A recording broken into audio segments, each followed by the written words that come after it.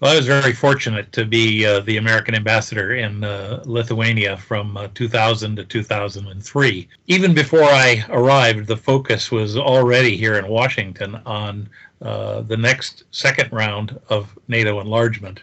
And I remember going over to see Zbig Brzezinski, the late Zbig Brzezinski, and sitting and talking to him. I'd known him before, and he made it very clear to me that my main job was to go to Lithuania and help Lithuanians prepare as best they could to be good members of NATO. Now, of course, I got the same message inside the government, but everybody was really focused on it. And so when I got out there, one of the main things, I would say the main thing, was to help Lithuania prepare. And the good news was that Lithuania was focused from President Adamkus on down on preparing for both NATO and EU membership. As the preparations for NATO continued, so too did the negotiations with the EU to finish the various chapters on the acquis communautaire, because the whole goal was to try to do both of them at relatively the same time. This would transform Lithuania and the Baltic countries into not only NATO allies, but good members of the European Union. And the great news is that it succeeded. I think the majority of people in Lithuania supported it right from the beginning. But I think the government of Lithuania never took this for granted. They really worked hard at trying to make sure that as they did the preparations, and NATO required the new members to not only meet military requirements, but also to meet democratic requirements. And one of the key things that people were looking at was how do the people of the country feel? Do they support this? And there was always, as I remember, overwhelming numbers in support of Lithuania becoming a member of NATO. That was not a serious problem. But I don't think anybody took it for granted. But the moment that I remember the most, of course, is the speech on the square outside the city hall. And it was one of the most emotional and effective speeches I think I have ever heard, not just foreign policy, but even domestic. And it brought tears to everybody's eyes. Now, I was on the dais of the city hall, and standing next to me was Vytautas Landsbergis. And when Bush said this, I looked over, and he had tears in his eyes. I mean, I think I had tears in my eyes, too. It was just that powerful a speech.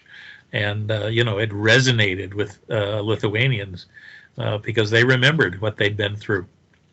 For Landsbergis, I talked to him afterwards. This was the realization of one of his great dreams.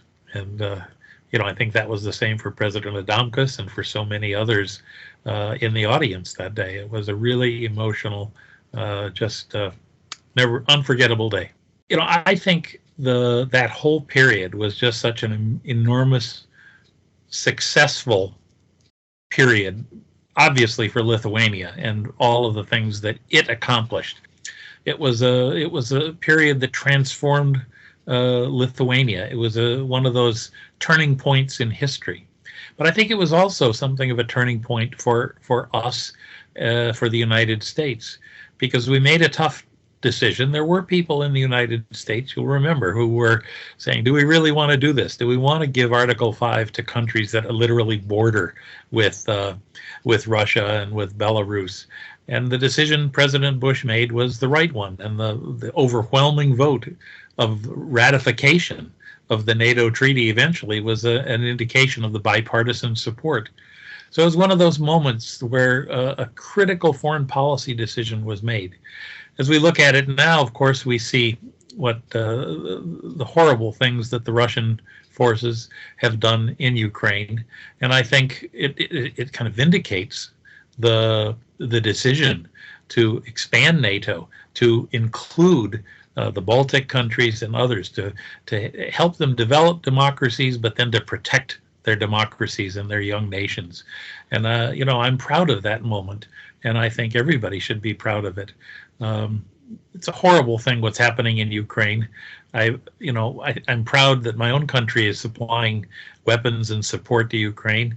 I think it's great that so many other countries, including Lithuania, are providing weapons and other support to Ukraine. It's another one of those critical moments, an inflection point, if you will, in European history.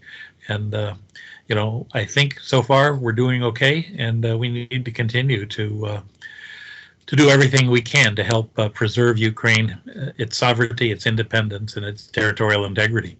But I think it's also important to emphasize the importance of democracy. And, all democracies have their ups and downs. We know that in our own country. But I think the fundamental point is that Lithuania has been on this trajectory. It started before NATO membership, but it's continued since then. And, I don't get to follow Lithuanian politics as closely as I used to, or the economy for that matter. But I think that period helped solidify a trajectory that I think Lithuania has continued. And, I look forward to coming back and visiting and seeing a little more up close and personal, as we say. But I'm very proud. I think it was in terms of the United States, NATO enlargement and building this relationship with Lithuania, our bilateral relationship, was really one of the great success moments that I experienced during my Foreign Service career, and I only hope it will continue. My wife, Mariella, and I miss Lithuania a great deal, but on this anniversary, an important anniversary, we congratulate all the people of Lithuania on such a historic achievement.